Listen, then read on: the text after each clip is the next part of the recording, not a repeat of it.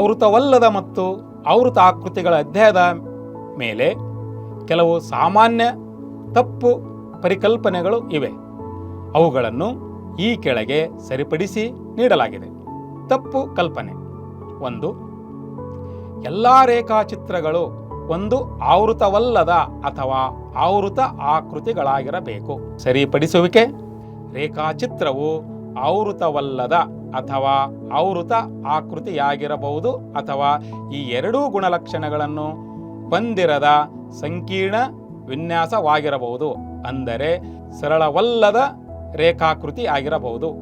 ಒಂದು ಆಕೃತಿಯು ತನ್ನ ಪ್ರಾರಂಭದ ಬಿಂದುವಿನಲ್ಲಿಯೇ ಕೊನೆಗೊಂಡರೆ ಅದು ಆವೃತ ಆಕೃತಿ, ಇಲ್ಲದಿದ್ದರೆ ಅದು ಆವೃತವಲ್ಲದ ಆಕೃತಿ. ತಪ್ಪು ಕಲ್ಪನೆ 2. ಆವೃತ ಆಕೃತಿಗಳು ಯಾವಾಗಲೂ ಬಹುಭುಜಾಕೃತಿಗಳಾಗಿರಬೇಕು.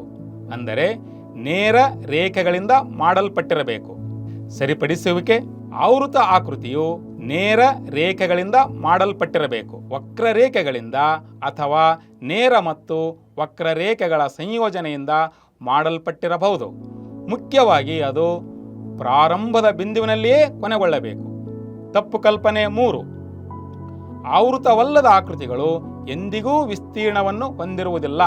ಸರಿಪಡಿಸುವಿಕೆ: ವಿಸ್ತೀರ್ಣವು ಸಾಮಾನ್ಯವಾಗಿ ಆವೃತ ಆಕೃತಿಗಳಿಗೆ ಸಂಬಂಧಿಸಿದೆ, ಏಕೆಂದರೆ ಅದು ಆವರಿಸಿರುವ ಪ್ರದೇಶವನ್ನು ಸೂಚಿಸುತ್ತದೆ.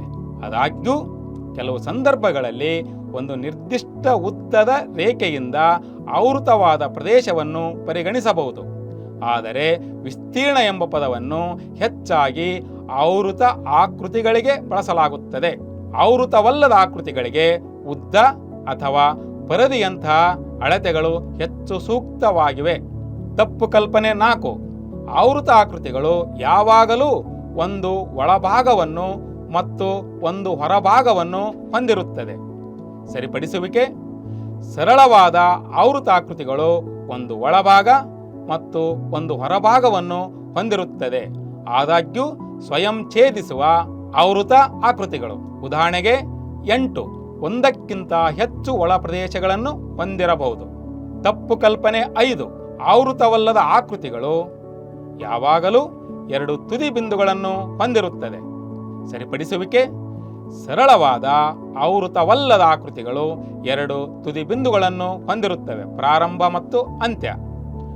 ಅಂದರೆ ಒಂದು ಆವೃತವಲ್ಲದ ಆಕೃತಿಯು ಕವಲೊಡೆಯಬಹುದು ಅಥವಾ ಹೆಚ್ಚು ಸಂಕೀರ್ಣವಾದ ರಚನೆಯನ್ನು ಹೊಂದಿರಬಹುದು. ಆ ಸಂದರ್ಭದಲ್ಲಿ ಅದು ಒಂದಕ್ಕಿಂತ ಹೆಚ್ಚು ತುದಿ ಬಿಂದುಗಳನ್ನು ಹೊಂದಿರಬಹುದು. ಉದಾಹರಣೆ ಸ್ಟೆಥೋಸ್ಕೋಪ್. ಈ ರೀತಿಯಾಗಿ ಆವೃತ ಮತ್ತು ಆವೃತವಲ್ಲದ ಆಕೃತಿಗಳ ಬಗ್ಗೆ ತಪ್ಪು ಪರಿಕಲ್ಪನೆಗಳಿವೆ. ನೀವು ಅವುಗಳನ್ನು ಜಾಗೃತಿಯಿಂದ ಆ ಒಂದು ತಪ್ಪು ಪರಿಕಲ್ಪನೆಗಳನ್ನು ಹೋಗಲಾಡಿಸಿ.